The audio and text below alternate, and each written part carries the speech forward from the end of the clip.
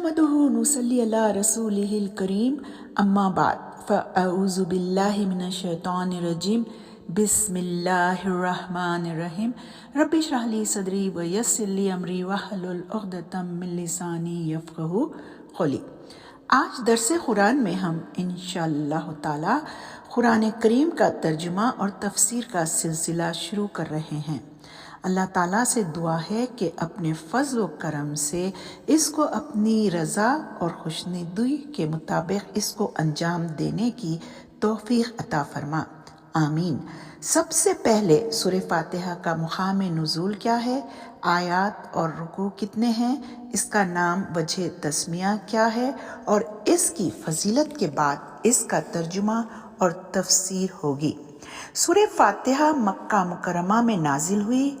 एक कौल के मुताबिक ये सूरा 2 मरतबा नाजिल हुई, एक मरतबा मक्के में और एक मरतबा मदीने में, और इसमें 1 रुकू और 7 आयतें हैं। ये तरतीब के एतबार से नंबर 1 है और नुज़ूल के एतबार से नंबर 5 है। सूरह फातिहा ये कुरान मजीद की सबसे पहली सूरत है, इसलिए फातिहातुल किताब के नाम से पुकारी जाती है। जो बात ज़्यादा अहम होती है कुदरती तौर पर पहली और नुमायां जगह पाती है।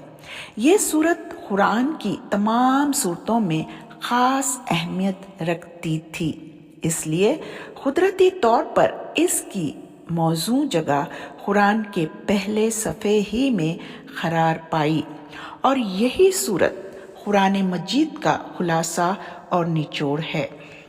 खुद कुरान ने इसका ज़िक्र ऐसे लफ्ज़ों में किया है जिससे इसकी अहमियत का पता चलता है।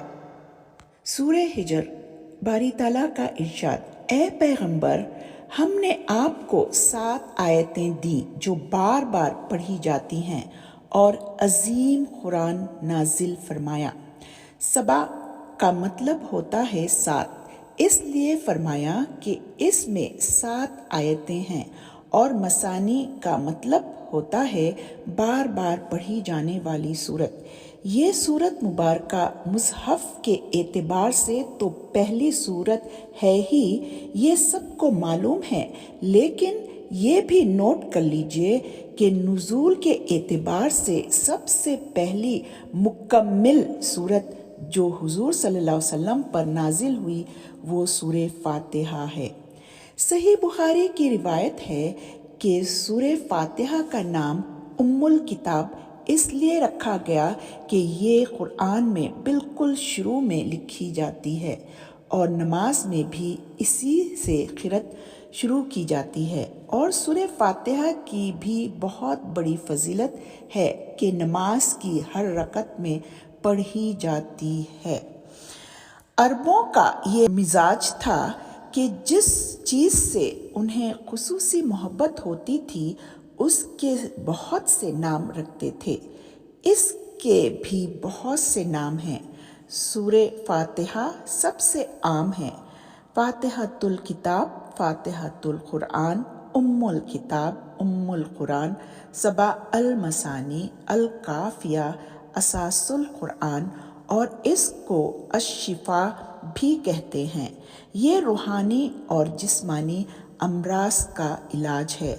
हज़रत अब्दुल मलिक बिन उमैर रज़ियल्लाह ताला अन्हु से रिवायत है, नबी करीम सल्लल्लाहु अलैहि वसल्लम ने इरशाद फरमाया, सूरह फातिहा हर मर्ज़ के लिए शिफा है।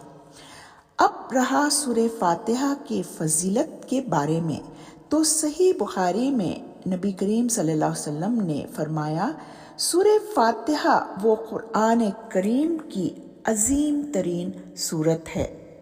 सुनन तिरमिज़ी में है, नबी करीम सल्लल्लाहु अलैहि वसल्लम ने सूरह फातिहा के बारे में फरमाया कि अल्लाह की कसम, इस जैसी सूरत ना तो तौरेत में नाजिल की गई, ना ज़बूर में, ना इंजील में, और ना ही कुरान में। नबी करीम सल्लल्लाहु अलैहि वसल्लम ने सूरह फातिहा को अफ़ज़लुल कुरान फरमाया اور سورہ فاتحہ کے بارے میں چند باتیں میں رکھوں گی، جن میں جو خاص باتیں ہیں وہ یہ کہ نبی کریم صلی اللہ علیہ وسلم نے ارشاد فرمایا کہ 4 چیزیں اس خزانے سے اتاری جو عرش کے نیچے ہے۔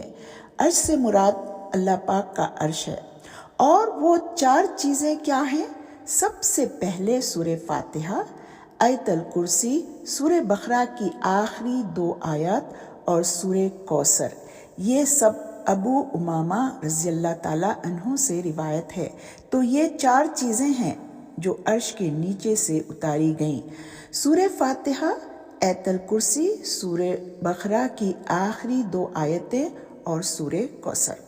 اسی طرح حضرت مجاہد رحمۃ اللہ علیہ نے فرمایا کہ ابلیس ملعون 4 مرتبہ رویا۔ ایک تو اس وقت رویا جب سورہ فاتحہ نازل ہوئی، دوسرے اس وقت رویا جب وہ ملعون قرار دیا گیا، تیسرے اس وقت رویا جب زمین پر اتارا گیا، چوتھا جب نبی کریم صلی اللہ علیہ وسلم کی بعثت ہوئی، یعنی نبی کریم صلی اللہ علیہ وسلم کو نبوت ملی۔ صحیح مسلم کی روایت ہے کہ جبرائیل علیہ السلام نبی کریم صلی اللہ علیہ وسلم کی خدمت میں بیٹھے ہوئے تھے کہ ایک فرشتہ نازل ہوا۔ حضرت جبرائیل علیہ السلام نے عرض کیا کہ یہ ایک فرشتہ ہے جو آج سے پہلے کبھی زمین پر نہیں اترا۔ اس فرشتے نے نبی کریم صلی اللہ علیہ وسلم کو سلام کیا اور عرض کیا کہ آپ خوشخبری سن لیجئے، 2 نور آپ کو ایسے ملے ہیں جو آپ سے پہلے کسی نبی کو نہیں ملے۔ سورہ فاتحہ، سورہ بقرہ کی آخری 2 آیتیں، ان میں دعا ہے، اور چونکہ یہ دعا اللہ تعالیٰ کی بتائی ہوئی ہے اس لیے بہت مقبول ہے۔ دیکھیے، جب کسی مکان میں رہنے کا جب بھی ہم ارادہ کرتے ہیں تو سب سے پہلے ہم کیا کرتے؟ صفائی ستھرائی کرتے، کوئی چیز غیر ضروری ہے تو اس کو وہاں سے ہٹا دیتے، پھر پینٹنگ کرتے، پھر ڈیکوریٹ کرتے، یعنی کہ رہنے کے قابل بناتے۔ اسی طرح جب تلاوت قرآن کا آغاز کریں تو پہلے اپنے دل کو صاف کریں اور شیطان مردود کے وسوسوں سے پاک کریں۔ جب قرآن کریم کی تلاوت کی جائے تو اول تعوذ یعنی اعوذ باللہ من الشیطان الرجیم پڑھا جائے۔ سورہ نحل میں باری تعالیٰ کا ارشاد ہے، جب تم قرآن پڑھنا شروع کرے تو اللہ کی پناہ مانگ شیطان مردود سے، اور اس کے بعد تسمیہ یعنی بسم اللہ پڑھا جائے۔ حضرت ابن عباس رضی اللہ تعالیٰ عنہ نے فرمایا کہ نبی کریم صلی اللہ علیہ وسلم کو سورت ختم ہونے کا علم نہ ہوتا تھا جب تک بسم اللہ نازل نہ ہو جاتی تھی۔ جب بسم اللہ کا نزول ہوتا تو آپ سمجھ لیتے تھے کہ سورت ختم ہو گئی، اب نئی سورت شروع ہو رہی ہے۔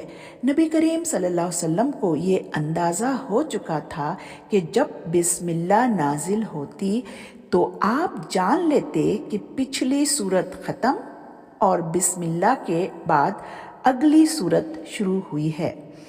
بسم اللہ الرحمن الرحیم ہر سورت کے شروع میں ہونا اللہ پاک کی طرف سے بندوں کو تعلیم ہے کہ قرأت سے پہلے اس کو پڑھیں اور قرأت سے شروع کرنے کا ادب جان لیں۔ سورہ فاتحہ یہ ایک مختصر سورت ہے لیکن حقائق سے لبریز ہے۔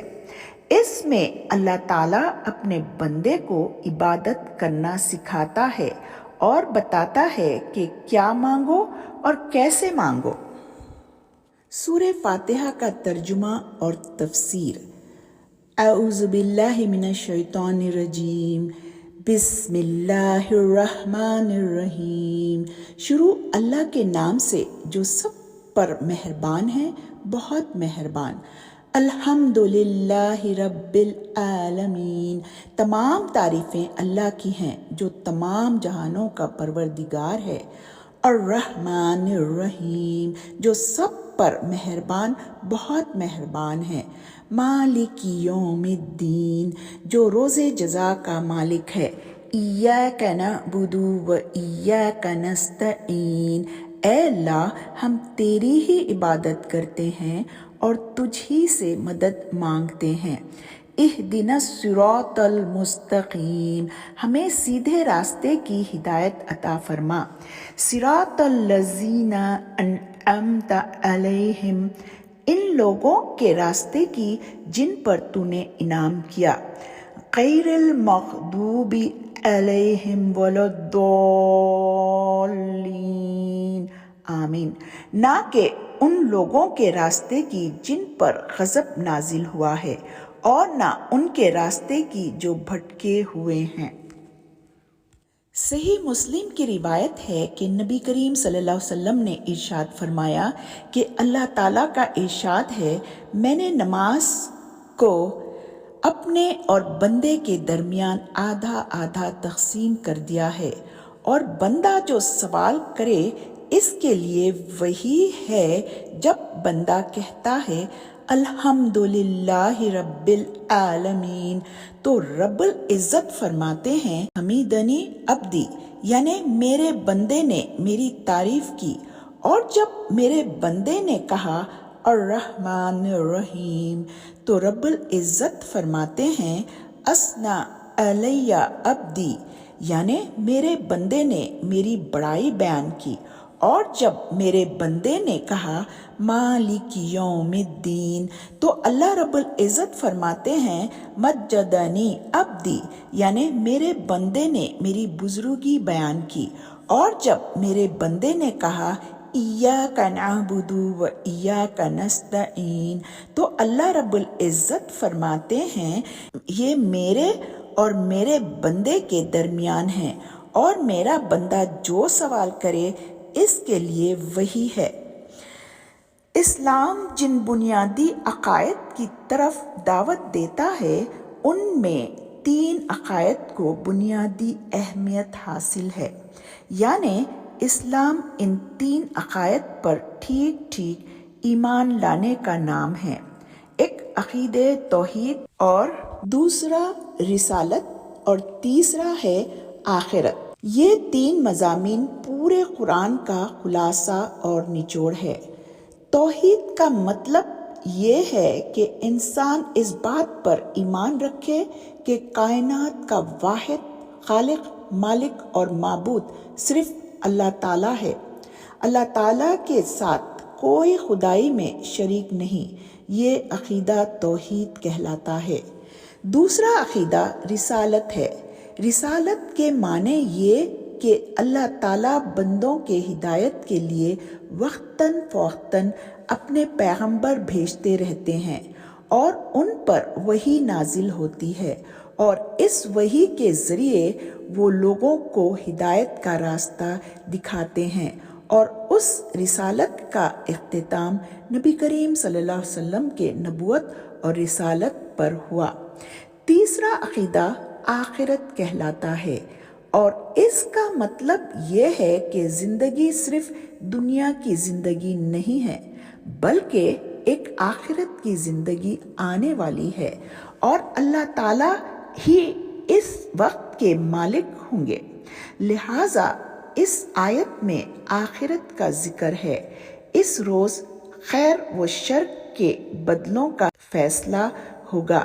ہر شخص اپنے اپنے اعمال کا نتیجہ پائے گا۔ اللہ پاک کے رحم و کرم کے سوا کوئی راستہ جان چھوٹنے کا نہ ہوگا، اور یہ احکامات ہیں۔ اسلام میں عبادت کا مفہوم زندگی کے تمام شعبوں پر حاوی ہے۔ نماز، روزہ، زکوٰۃ اور حج سے لے کر جملہ اخلاق و آداب وغیرہ سب اسی کے اجزاء ہیں۔ اہدنا الصراط المستقیم، ہمیں سیدھے راستے کی ہدایت عطا فرما۔ اس دنیا میں زندگی بسر کرنے کے لیے انسان ایک متوازن اور معتدل راستے کا محتاج ہے، اور یہ متوازن راستہ انسان اپنی عقل سے معین نہیں کر سکتا، بلکہ اس کے لیے وہ مجبور ہے کہ اللہ ہی سے درخواست کرے کہ وہ اس کے سامنے صراط المستقیم کو واضح کرے اور اس پر چلنے کی اسے توفیق عطا فرمائے۔ ان لوگوں کے راستے کی جن پر تو نے انعام کیا، وہ انعام یافتہ 4 طبقات ہیں: انبیاء، صدیقین، شہداء، صالحین۔ ان لوگوں کی راہ پر چلا، نہ کہ ان لوگوں کے راستے کی جن پر غضب نازل ہوا ہے، اور نہ ان کے راستے کی جو بھٹکے ہوئے ہیں۔ اور اس میں نہ ماننے والوں کا ذکر ہے، یعنی مغضوب اور ضالین۔ مغضوب سے مراد جو شخص ضد، ہٹ، تکبر کی وجہ سے نہ مانے، جن پر غضب کیا گیا۔ اس سے کیا مراد ہے؟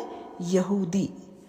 اور ضالین جو لا علم اور جہالت کی وجہ سے نہ ماننے والے ہیں، جسے نصارہ اور عیسائی۔ یا اللہ ہمیں سیدھے راستے پر چلنے کی توفیق عطا فرما، آمین۔ سبحان ربک رب العزت عما یصفون وسلام علی المرسلین